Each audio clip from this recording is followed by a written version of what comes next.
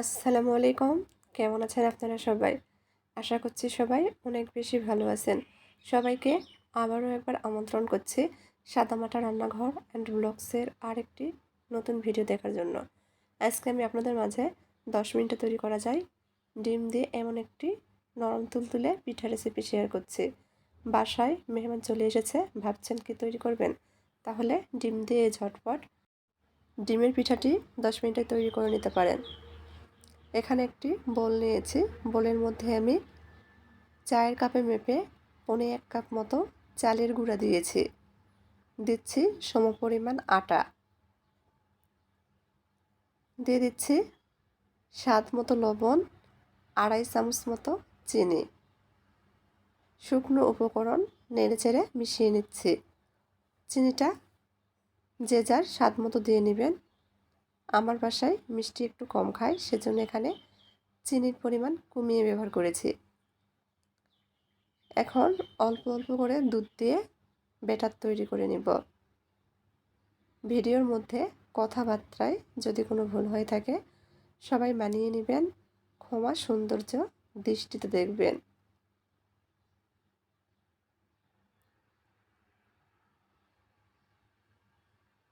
অনবরত নেড়েচেড়ে ব্যাটার তৈরি করে নিচ্ছি, যাতে এর মধ্যে কোনো প্রকার দানা বা শক্ত ভাব না থাকে। এখানে আমি 1.25 কাপ মতো চালের আটা ব্যবহার করেছি, সেজন্য সম পরিমাণ নর্মাল যে আটার রুটি খাই সে আটা ব্যবহার করেছি। অবশ্যই এখানে আটা কিংবা ময়দাই ব্যবহার করতে হবে চালের গুঁড়ার সঙ্গে। শুধুমাত্র চালের গুঁড়া দিয়ে পিঠা তৈরি করতে গেলে পিঠার শেপ কিন্তু ভালো আসবে না। অল্প অল্প করে দুধ দিয়ে এখানে আমি ব্যাটার তৈরি করে নিয়েছি। এখানে আমার 1.5 কাপ মতো দুধ লেগেছে। দুধটা কিন্তু আগে থেকে জাল করে ঠান্ডা করে নিয়েছি। দুধের পরিবর্তে পানিও ব্যবহার করা যাবে। দিয়ে দিচ্ছি 1 টেবিল চামচ পরিমাণ তেল, নেড়েচেড়ে মিশিয়ে নিচ্ছি। এই তেলটা ব্যবহার করার কারণে কিন্তু নাস্তাগুলো আর কড়াই বা ফ্রাই প্যানে লেগে যাবে না, খুব সহজেই উঠিয়ে নেওয়া যাবে। আবারও খুব ভালোভাবে নেড়েচেড়ে মিশিয়ে নিচ্ছে।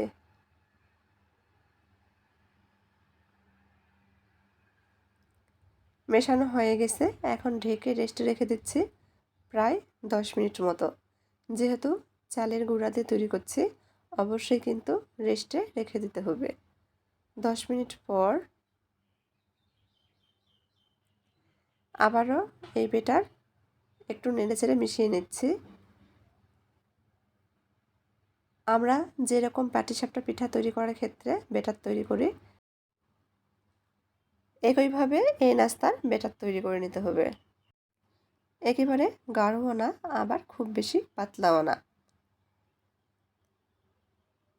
হাতার পিছনে একটা দাগ টেনে দিচ্ছি, দেখেন দাগ কিন্তু খুব সহজে মিলে যাচ্ছে না, তার মানে নাস্তা তৈরি করার জন্য ব্যাটার একদম তৈরি। চুলার উপর ফ্রাই প্যান বসিয়ে দিয়েছি। দিয়ে দিচ্ছি 1/2 চামচ মতো তেল। তেলটা আমি পুরো ফ্রাই প্যানে ব্রাশ করে নিয়েছি। এখন একটা ডিম ভেঙে দিয়ে দিচ্ছি। ডিমটা সাবধানে ভেঙে দিতে হবে, যাতে কুসুমটা ভেঙে না যায়, আস্ত থাকে। এখন ডিমের উপর থেকে সামান্য পরিমাণ চিনি ছড়িয়ে দিয়েছি, চিমটি পরিমাণ লবণ।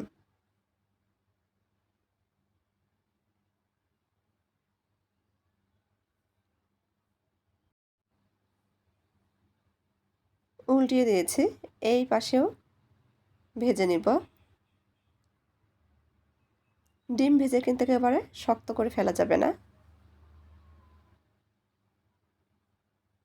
ডিম ভেজে নিয়েছি, একটা বাটিতে উঠিয়ে নিয়েছি। একই ফ্রাই প্যানে আবারও একটু তেল ব্রাশ করে নিচ্ছি। তৈরি করে রাখা ব্যাটার থেকে 2 হাতা মতো ব্যাটার ফ্রাই প্যানে দিয়ে দিয়েছি। গোল শেপ দিয়ে নিচ্ছি। চুলার আঁচ মিডিয়ামে কমিয়ে রেখে একটু ভেজে নিয়েছি একটা পাশ। পিঠার এই রুটিটা যখন নিচে থেকেই উঠিয়ে আসবে, এ পর্যায়ে যে ডিমটা ভেজে রেখেছিলাম মাঝখানে দিয়ে দিচ্ছি। তারপর এক পাশ থেকে ভাঁজ দিয়ে নিচ্ছি, রোলের শেপ দিয়ে নিচ্ছি।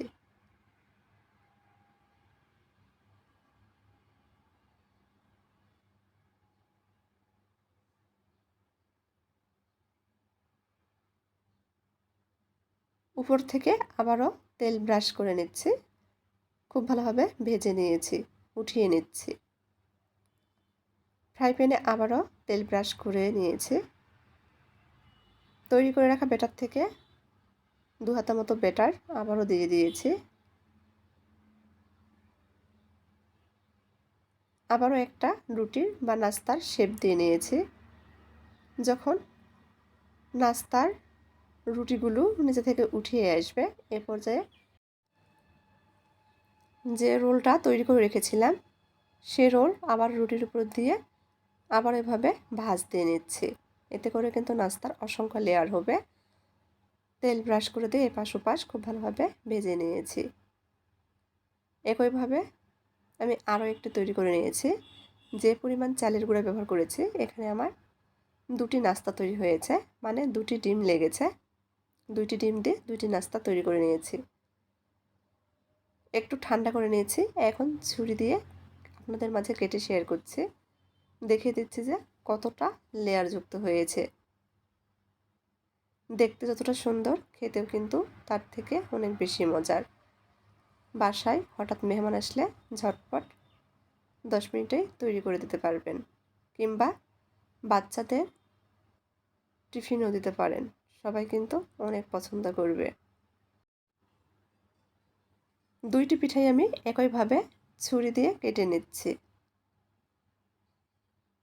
গরম গরম খেতে কিন্তু ভীষণ ভালো লাগে, একেবারে নরম তুলতুলে। পরিবেশন করে নিচ্ছে।